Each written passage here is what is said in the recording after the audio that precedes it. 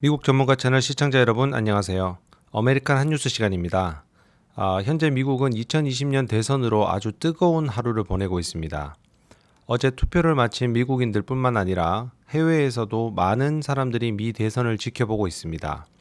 저희가 뉴스를 전달해드리는 이 시간 조 바이든 후보 238표, 도널드 트럼프 후보 213표로 아주 박빙의 상태이며 아직 우편 투표를 개표하지 못한 곳도 많고 현재 상황을 좀 더 지켜봐야 되기 때문에 또한 많은 사람들이 알고 계시는 것처럼 미국은 선거인단 제도라는 특이한 선출 방식 때문에 아직은 좀 더 결과를 지켜보아야 합니다.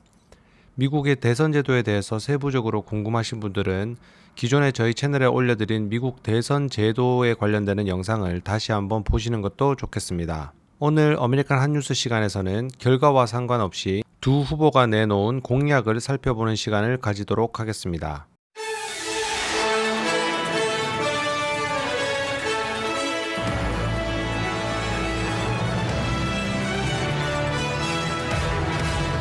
일반적으로 대선 공약은 선거 전에 봐야 한다고 생각할 수도 있지만 선거 후에도 해당 당선되는 후보의 약속이기 때문에 어떤 정책들을 펼쳐 우리 삶에 영향을 미칠 것인지 한번 살펴보는 중요한 시간을 가질 필요도 있기 때문입니다.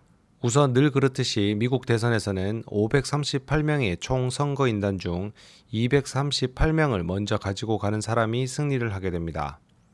공화당에서는 현 대통령 도널드 트럼프가, 민주당에서는 조 바이든 후보가 대표로 나왔고 역대 가장 파벌이 갈린 대선이라도 볼 수 있겠습니다. 그럼 이제 공약의 세부 내용들 중 우리 생활과 가장 밀접한 것들만 따로 알아보도록 하겠습니다. 첫 번째, 세금 분야입니다.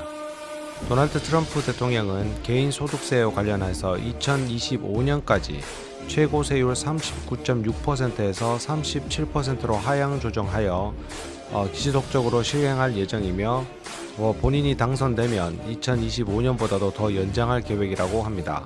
조 바이든 후보, 개인 소득세율을 현재 37%에서 39.6% 종전과 같이 다시 상향 조정을 하고 법인세는 현재 21%에서 28%로 상향 조정할 계획이라는 공약을 하였습니다. 건강보험 관련입니다. 도널드 트럼프 대통령은 건강보험 관련 지출과 보건복지부 예산을 모두 삭감할 계획이며 조 바이든 후보는 오바마 케어 세액공제 상한 기준 폐지 및 보장 비용 한도도 인하를 하고 공공의료보험 정책을 구상하며 메디케어 가입 기준 완화 및 대상을 확대하겠다고 합니다. 인프라입니다. 도널드 트럼프 대통령은 2조 달러 인프라 투자 법안을 추진할 예정이며 조 바이든 후보는 1조 3천억 달러 인프라 투자를 10년에 걸쳐 추진할 예정입니다.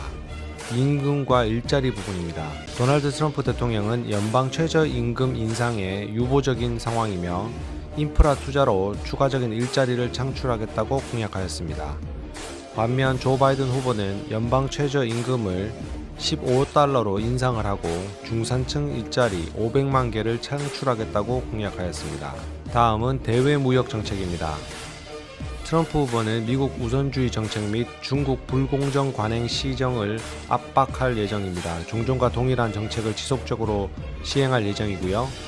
바이든 후보는 일방적인 관세 정책을 비판하고 자유무역을 옹호하며 중국과 불공정 관행 해결을 위해 동맹국과 협력하겠다고 합니다. 결국 두 후보 모두 중국과의 불공정 무역에 대해서는 적극적인 정책을 펼칠 것으로 보입니다. 다음은 이민 정책입니다. 도널드 트럼프 대통령은 합법 이민도 대폭 축소를 하고 이민을 오는 정책 자체를 굉장히 까다롭게 수정을 할 예정입니다.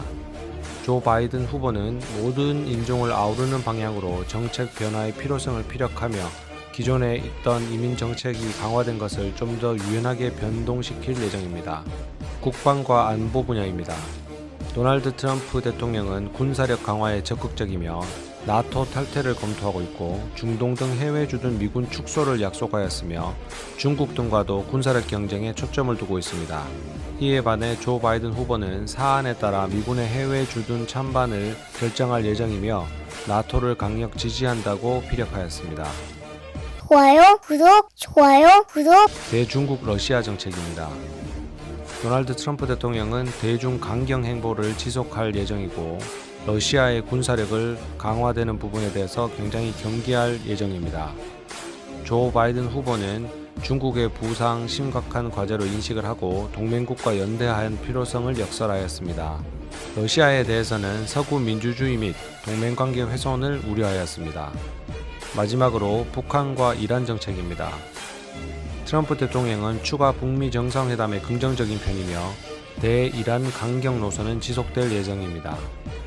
조 바이든 후보는 북한 비핵화 성과 담보되어야 북미 정상회담 추진할 예정이며 이란에 대해서는 핵협정 의무를 먼저 준수해야 핵협정에 복귀하겠다고 약속하였습니다.